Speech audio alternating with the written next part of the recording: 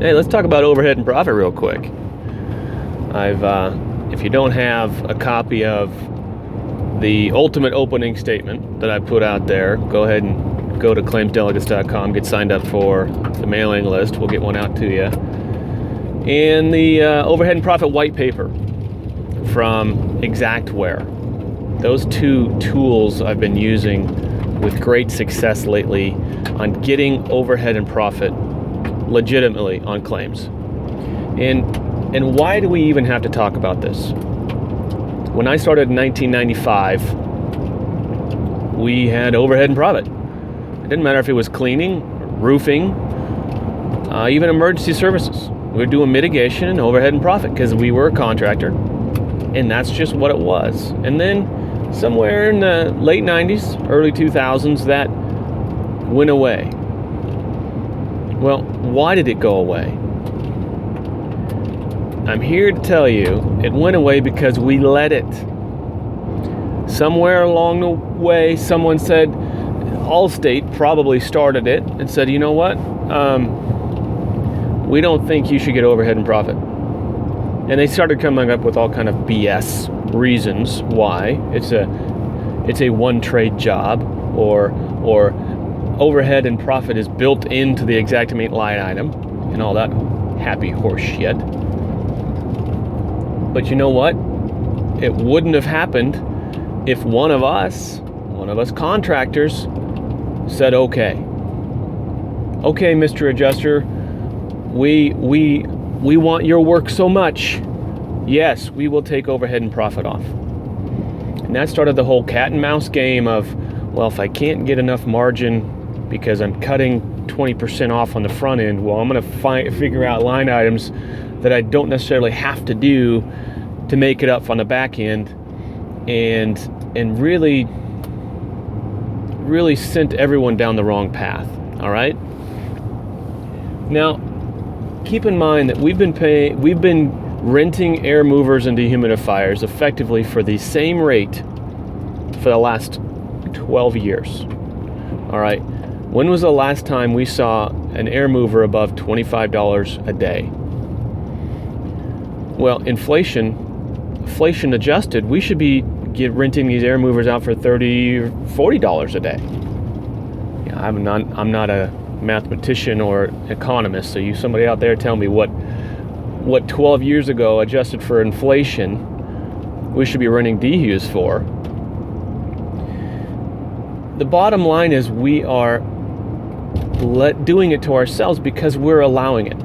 We get what we accept, right? And if we're accepting lower margins and lower standards, then we're going to get it.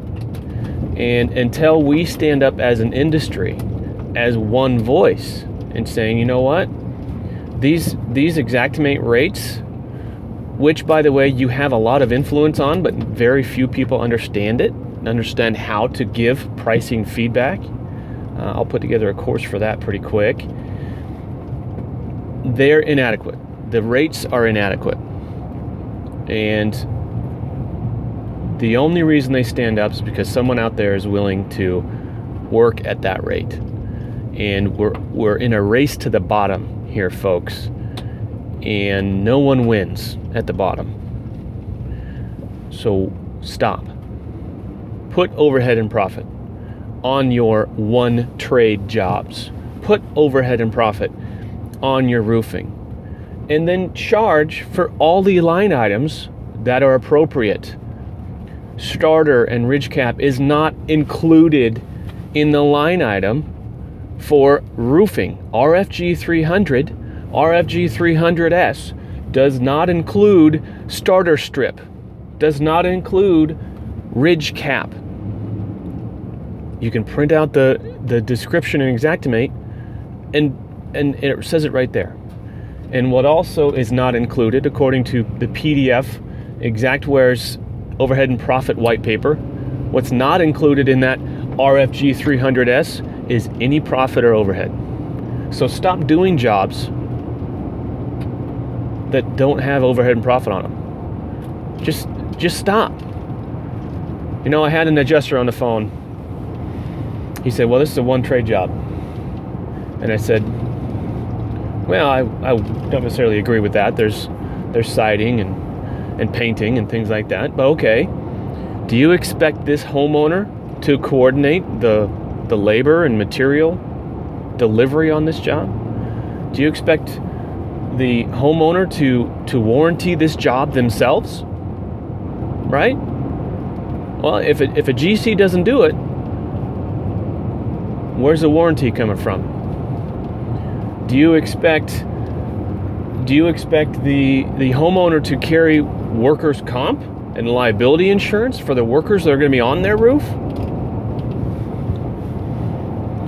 Well, the adjuster started backpedaling and said, "Oh, well, I see there's some interior work, so I think I can get that through up my management and get it paid for." And it came through. And an estimate that was originally written by an adjuster at $14,000 came in at $20,000. That was 2 days ago. But that brings up another point. When we're talking to an adjuster on the phone, trying to get an estimate from 14 to 20, we need to understand that adjuster's hands are tied.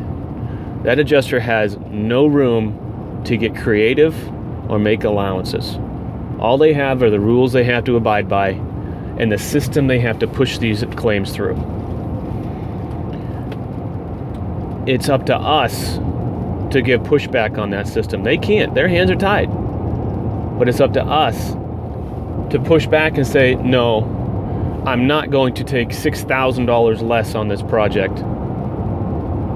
No, I'm not going to continue to lose money or do money for less and less do work for less and less money every year.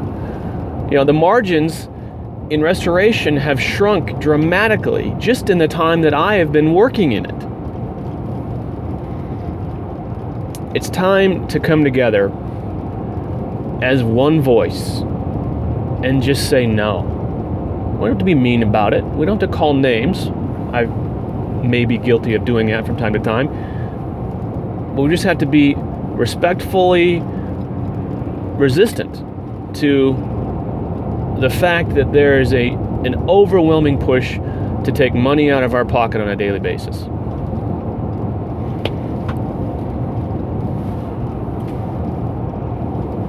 All right, soapbox over.